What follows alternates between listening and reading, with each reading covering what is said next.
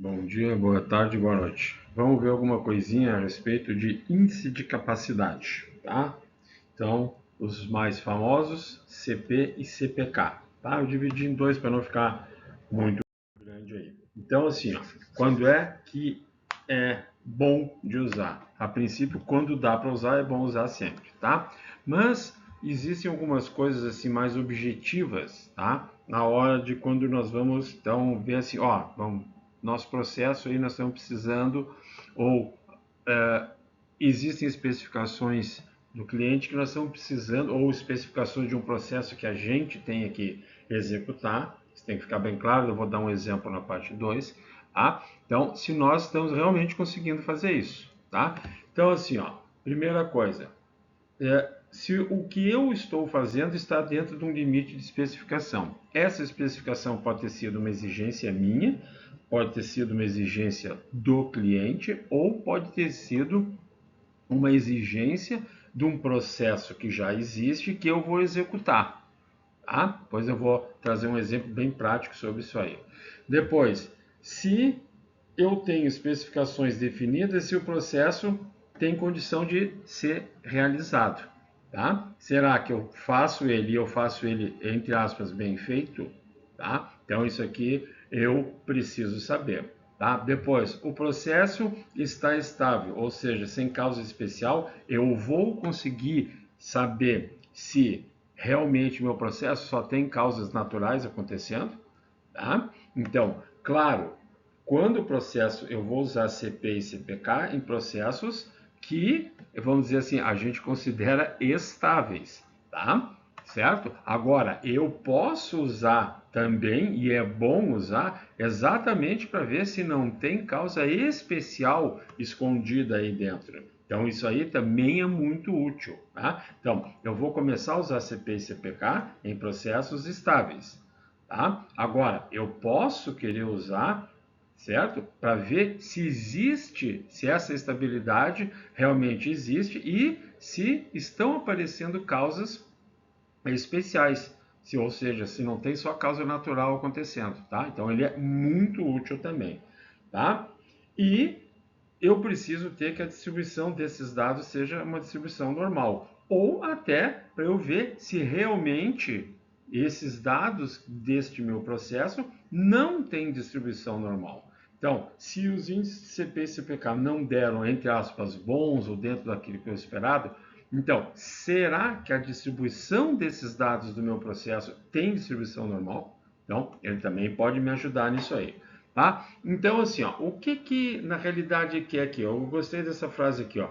Aprimorar a experiência do usuário. Então, quem detém o processo, quem está lá trabalhando todo dia, entende tudo, né? Sabe como o equipamento funciona, insumo, amostra, enfim, tá? Conhece bem. Ou seja, então, a experiência do usuário.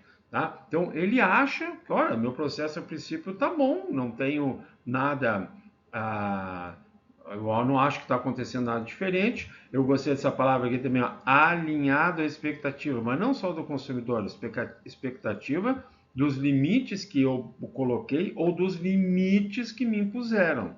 Isso tem que ficar sempre bem claro. Então, será que realmente tem essa minha experiência diz que isso realmente está acontecendo? Tá? Então é super importante a gente se auto-questionar, né? Então, aqui, ó, como eu falei, né, a função disso aqui é, então, eu ter certeza que eu estou trabalhando, né, dentro de especificações, que só existe causa natural e que eu realmente eu detenho o conhecimento desse processo, tá? Então, assim, há algumas questões práticas aqui, o processo gerar dado contínuo, óbvio, né? Isso aí a gente sabe como é que funciona, certo? E eu quero saber se ele está dentro de um determinado tipo de especificação, tá? Então, isso aqui é para dados contínuos, tá? Ou seja, atributo, tá? Certo? Então, assim, ó, do tipo, eu botei aqui, ó, aprovado, reprovado, bom ou ruim, com defeito, conforme, não conforme. Então, para esse tipo, tá? De dado aqui, dados de atributos, então não se aplica o CP e o CPK. Então, existem outras ferramentas para isso, tá? Existem outras ferramentas para isso, para a gente utilizar aqui. Mas dados, processos que geram esse tipo de dado, eu também tenho como medir a capacidade, tá? Mas esses aqui, mas para dados contínuos, né, para variáveis, então eles são mais conhecidos e muito mais aplicados. Então, basicamente, CP e CPK é para isso aqui. Tudo bem? Então, aqui, para a gente finalizar, qual é a ideia então? Existem os limites inferiores e superiores de um processo, como qualquer coisa, tá? Ou, como eu disse, ou foi imposto pelo cliente, imposto por mim, ou um processo que eu tenha que atingir, que eu tenha que trabalhar dentro de limites, tá? Tudo bem? Então eu tenho aqui, os limites inferiores e superiores, eu tenho aqui a distribuição, certo? Então aqui eu tenho a distribuição, então uma distribuição normal, essa linha branca aqui é a média, tá? E aqui a média. Bom, esse gráfico aqui da esquerda, ele tem uma dispersão bem grande, tanto é que ele tem pontos que estão acima do superior e abaixo do limite inferior.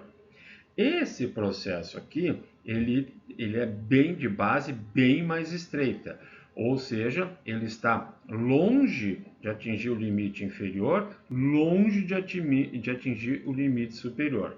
Tá? Então, o índice de capacidade ele vai me dizer duas coisas. Primeiro, se eu estou trabalhando dentro destes limites aqui, e se eu estou trabalhando dentro desses limites, eu estou bem ao centro da média ou eu estou um pouco deslocado? Eu posso estar deslocado ou para a direita ou para a esquerda, ou seja, perto do limite inferior, perto do limite superior. Tá? Então, aqui, por que aqui está escrito?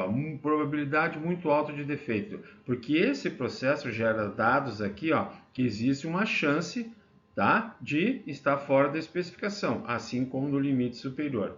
E aqui, por que a probabilidade é muito baixa? Porque mesmo que caia aqui, por exemplo, onde está o ponto, ou aqui, esse processo ainda está dentro dos limites. Então, se der uma variação e cai aqui ou cai aqui, ele ainda é um processo capaz.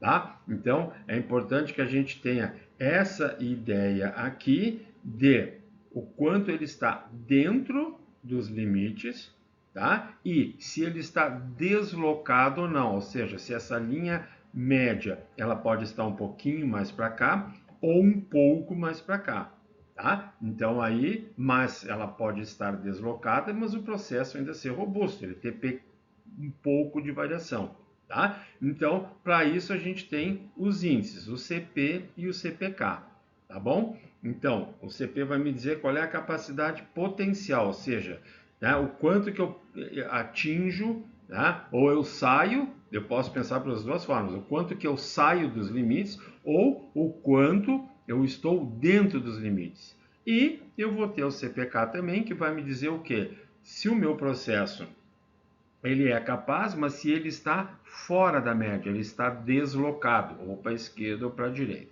Tá? Então, a ideia central é essa aqui. No próximo vídeo eu vou trazer exemplos disso, as fórmulas, né? E um exemplo prático do meu trabalho, tá bom? Obrigado então, até a próxima.